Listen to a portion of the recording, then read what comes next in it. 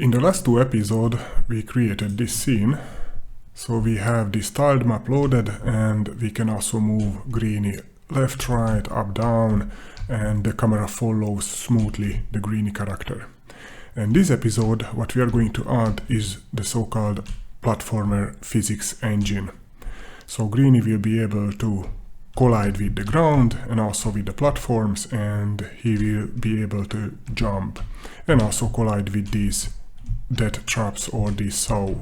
So first of all, let's go to the documentation for a second.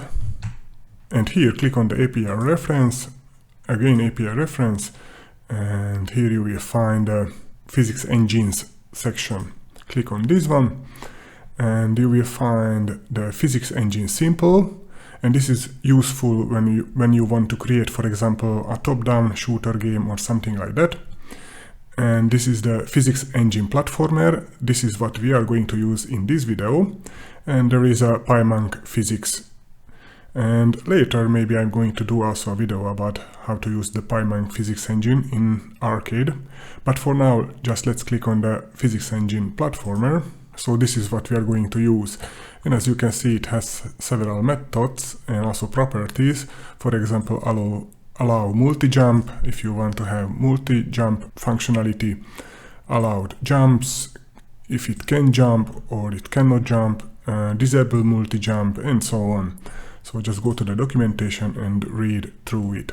So let's go back to PyCharm, and I'm just going to remove some of the codes written in the previous episode. For example, I don't need these cell.directions.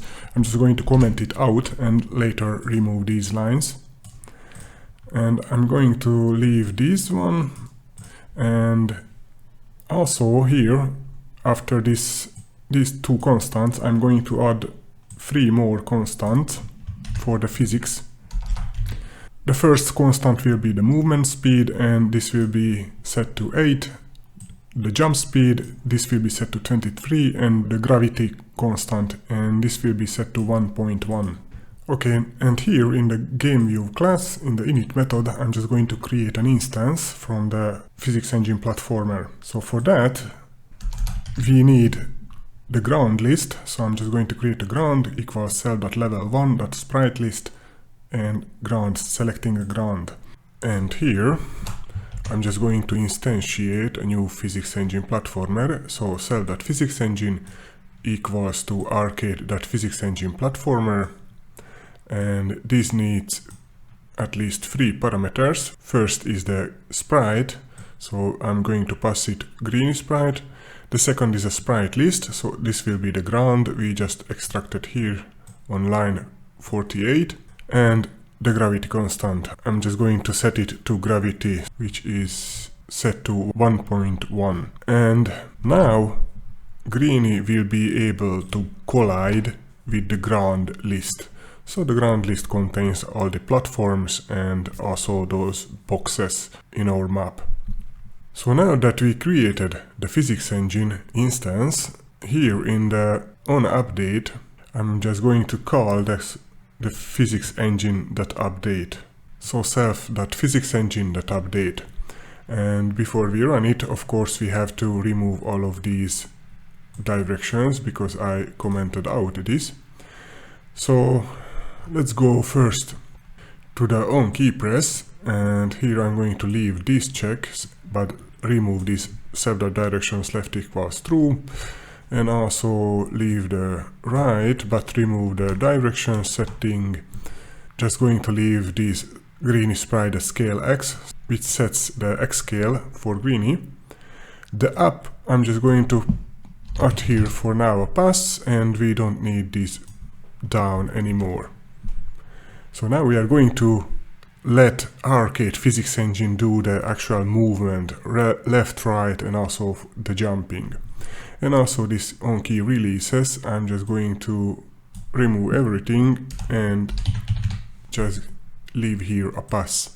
And also we don't need these, so this if direction, also this set the Greenie.position setting, remove all of these. And because I have already added Greenie to this physics engine platformer and called cell.physicsengine.update, if I run as you can see, Greenie falls down, so he starts here and automatically falls down. But now I cannot move him because we have to add few checks here in the on key press. So, but not checks, but movement logic. So if Greenie moves left, I'm just going to set the Greenie sprite that change x equal to negative movement speed, and the movement speed is here set to 8.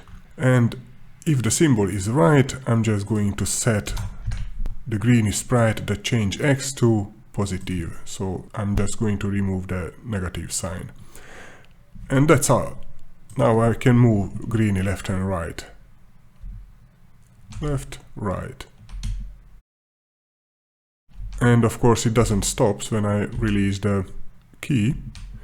So we should also add here in the onKeyRelease method the following. So if we release the left key or we release the right key, we are going to set back Greenie sprite change x to 0. So now if I press and release the button, Greenie stops moving.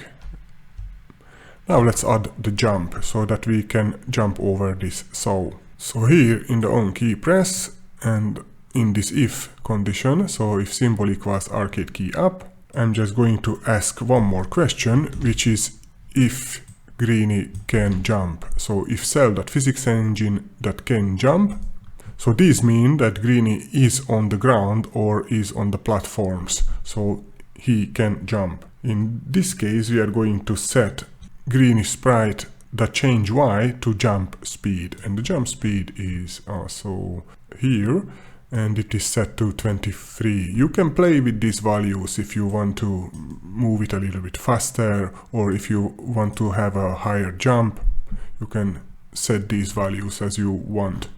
And now that's how simple it is using the physics engine platformer. We can move, we can jump, and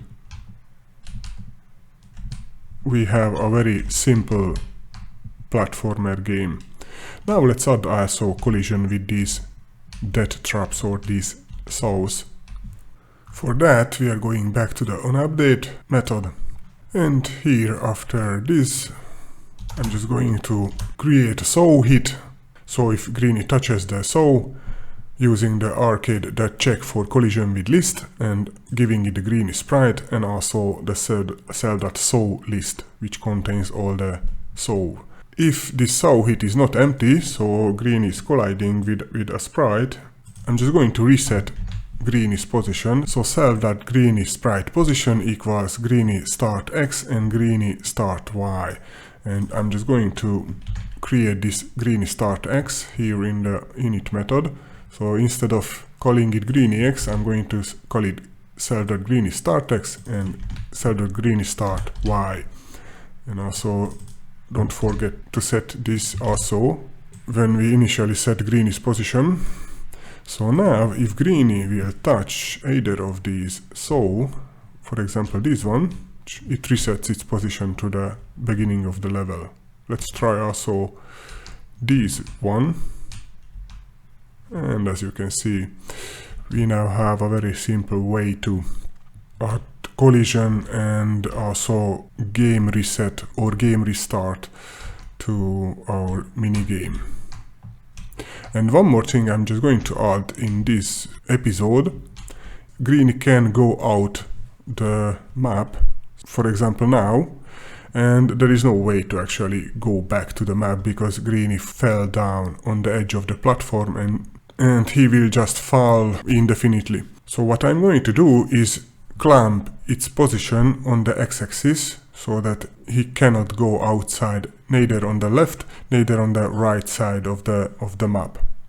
For clamping Greenie's position, we are going to use the following function. So here in the onUpdate method, I'm just going to set cell.GreenieSprite.centerX to arcade.map.clamp, and this clamp function needs 3 arguments. And if I hover over with the mouse, as you can see, it takes 3 parameters. A is the number to clamp, low is the lower bound, high is the upper bound. And the number what we want to clump is of course the Greeny's center X. So the Greeny sprite at center X. And the low is actually Greeny's half width. So Greeny's pixel size is 50 by 50. So I just want to clump it to 25 on the low end, and the high end, so this will be the map's width times the tile pixel width. Okay, of course, I'm just going to quickly show you something here instead of giving here these static magic numbers. For example, now let's just give it 2000, although this is not proper here. But if now I run it, Greeny stops exactly on the edge of the left side of the window, and he will stop at 2000, which is right there. I want him to go exactly on the right edge of the map. So that's why we have to calculate this right side, so this high upper bound. For this I'm just going to the init method and create two more properties here. So the first property will be the self.leftEdge, and this will be the Greeny sprite width divided by 2, so 25, 50 divided by 2. And the right edge will be this one, so self.rightEdge equals grid pixel size times self.level1.width, so this is 70 times 30, which is 2100, and minus Greeny width divided by 2, so minus 25. I'm just going to print it out.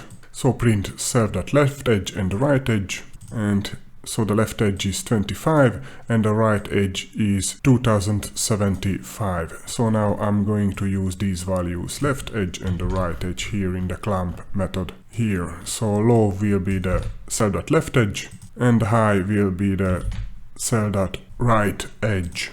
And now try again the game.